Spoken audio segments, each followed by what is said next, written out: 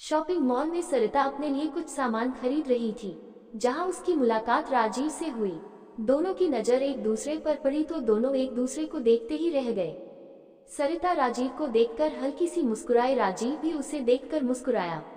राजीव ने बड़ी हिम्मत करके सरिता के पास जाकर कहा, शायद हम दोनों कहीं मिले हैं। सरिता बोली, मुझे भी ऐसा लग रहा है कि हम कहीं पहले मिल चुके हैं। इस तरह से दोनों खड़े होकर बात करने लगे। बातें करते करते राजीव ने कहा, हम ऐसे खड़े होकर कब तक बातें करते रहेंगे, चलो किसी रेस्टोरेंट में बैठकर बातें करते हैं। दोनों एक रेस्टोरेंट में जाते हैं। वहां पर घंटों बातचीत करते करते एक दूसरे का फोन नंबर ले लेते हैं। इस तरह से अब दोनों के बीच प्रेम कहानी शुरू हो गई। राजीव के पिता एक बड़े व्यापारी थे, जबकि सरिता के पिता एक गरीब लोहार थे। राजीव के लिए बड़े बड़े घरों से शादी के लिए रिश्ते आने लगे, जिसे राजीव मना किए जा रहा था। धीरे धीरे इस बात की खबर राजीव के माता पिता को चल गई कि राजीव किसी के साथ रिलेशन में है। उसके माता पिता ने यह पता लगा लिया कि उसका बेटा एक गरीब लोहार की बेटी के प्यार में पड़ा है। राजीव के माता पिता उसे खूब समझाए कि वो सरिता से बात करना बंद कर दे, उसे सरिता से भी अच्छी लड़की मिलेगी। लेकिन राजीव अपने माता पिता की बातों को नहीं मान रहा था। एक दिन राजीव के माता पिता सरिता के घर पहुंचे। उस दिन सरिता घर पर अकेली थी। सरिता ने घर का दरवाजा खोला तो देखा राजीव के माता पिता खड़े थे, लेकिन सरिता को ये पता नहीं था कि वे राजीव के माता पिता हैं। सरिता ने कहा, जी कहिए, मैं आपकी क्या सेवा कर सकती हूँ। राजीव के पिता ने कहा, मुझे आपके पिताजी से बात करनी है, उन्हें बुलाओ। सरिता ने बहुत ही नम्र भाव से कहा, मेरे पापा बाजार गए हैं, कृपया आप बैठिए, अभी आते होंगे। सरिता ने 2 कुर्सी देकर बैठने के लिए कहा। सरिता के पिता को आने में समय लग रहा था। सरिता ने राजीव के माता पिता को चाय नाश्ता करवा दिया।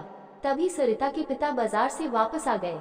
राजीव के पिता ने अपने बेटे और उनकी बेटी के प्रेम प्रसंग के बारे में बताते हुए कहा, आप अपनी बेटी को मेरे बेटे से बात करने से मना कर दो, क्योंकि मुझे ये रिश्ता पसंद नहीं है। मैं अपने बेटे की ऊंचे खानदान में शादी करना चाहता हूँ। सरिता के पिता ने राजीव के पिता से कहा, साहब, आज से मेरी बेटी आपके बेटे से बात नहीं करेगी, मैं आपको वचन देता हूँ। राजीव के माता पिता चले गए। सरिता के पिता ने अपनी बेटी को खूब समझाया। उस दिन से सरिता ने राजीव से बात करना बंद कर दिया। राजीव की सरिता से बात न हो पाने से वो परेशान रहने लगा। अब राजीव ने घर का खाना पीना सब छोड़ दिया। इस बात की खबर उसके माता पिता को चल गई।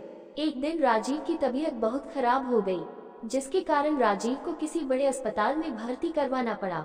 अस्पताल में उसकी हालत बुरी देख उसके माता पिता ने निर्णय लिया कि हम सरिता के पिता से उनकी बेटी का हाथ मांगेंगे। राजीव के माता पिता ने सरिता के घर पहुंचकर सारी घटना सुनाते हुए कहा, मेरे बेटे की जिंदगी आपकी बेटी के हाथ में है, कृपया अपनी बेटी का हाथ मेरे बेटे के हाथ में दे दीजिए। सरिता के पिता ने अपनी बेटी से बातचीत करने के बाद फैसला लिया कि राजीव और सरिता की शादी कर दी जाए। उधर अस्पताल में राजीव को होश आने के बाद सरिता का नाम लिए जा रहा था। राजीव ने जैसे ही अपनी आंखें खोली, उसने देखा कि उसके सामने सरिता खड़ी थी। वह सरिता को अपने गले लगाने के लिए अपने दोनों हाथों को फैलाया। सरिता जाकर राजीव के गले लग गई। ये सब देख राजीव और सरिता के माता पिता की आंखों में आंसू भर आए। इस तरह से सरिता और राजीव ने शादी करके एक नई जिंदगी जीना शुरू कर दिया।